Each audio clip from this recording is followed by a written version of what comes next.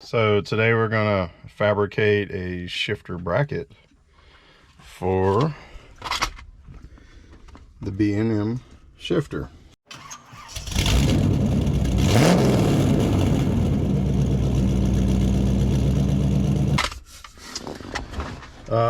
I've got the cable kind of snaked through this hole where I have the loom coming through. Then I gnawed a hole in the side of this pocket. And this dude's gonna sit at a little bit of an angle. The cable's gonna have to come in kind of like that. So I'm gonna need two plates with standoffs. The first plate is gonna sit on top of the factory hole for the shifter. We had some plastic plugs in these threaded holes because it was a manual shifter, but it's already got nut search from the factory so that you can install the automatic shifter, which isn't going to work for this setup, and I don't even have one. This is kind of warped and wonky, and this lip comes up.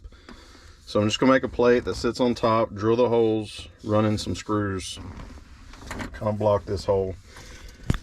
The second plate is going to match the profile of the bottom of the shifter, and I will set it where it needs to go with some standoffs, probably some tubing or pipe, and then weld it up.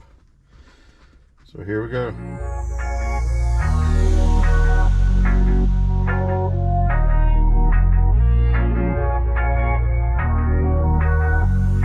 So we're gonna make the base out of a dolly. So this was a dolly I bought at Harbor Freight. I'm actually probably going to cut some of the tubing off for the standoffs, but I'm going to cut my base pattern to cover the shifter hole out of this. This was a dolly that I had bought to rob wheels off of. Wheels and axle, because it was 30 bucks, and actually it built that trailer out of the dolly wheels. All right, so I got a rough cut plate to sit right here. It's going to cover all 4 bolt holes. Now it overhangs. I could probably contour it a little smaller. I'll see once I pop the holes in how much room I got. Or I might not. I might just leave it as it is. If it's covered well enough, why not? That's it. It's 5 inches, 4 inches with a taper, and 7 inches long, and it covers the hole, and it's solid, very solid. All right, so the plates test fit. I drilled 2 holes. I did find 2 screws that would fit in the threaded holes. They're actually for the dash somewhere. Probably one of these panels up here. But anyways, they fit. I'm going to find where the other 2 holes should be, drill those, test fit them, and then we'll go ahead and pre-drill the holes on the other piece and get it welded together. So I got this thing welded together. It's solid. All I gotta do is run some bolts in there and there. I've already test fit this to the bottom side. It's going to sit at an angle like that because of the cable routing. I threw some of my ugly welds on. Paint this thing, let it dry. All right, so we got the little fabricated pedestal in. It's solid. The shifter's in, and it's bolted.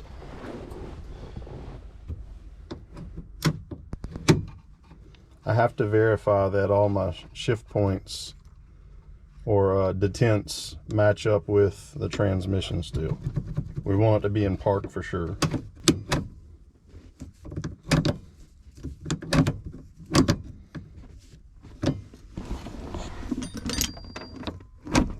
All right. That should be second, third. It slips from third to fourth too easy, in my opinion. We've got this bolted in tight. Everything's bolted in tight.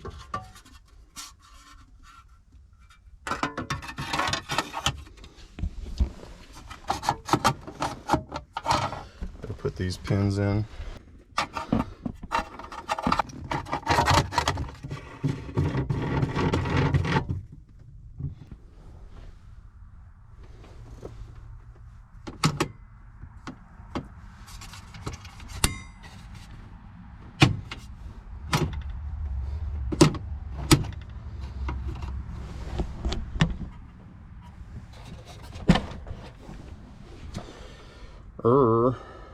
Well, I guess I just realized that if I ever want to pull this off, all that's got to come back out. Well, here's the driver's perspective. It's angled towards me. Park.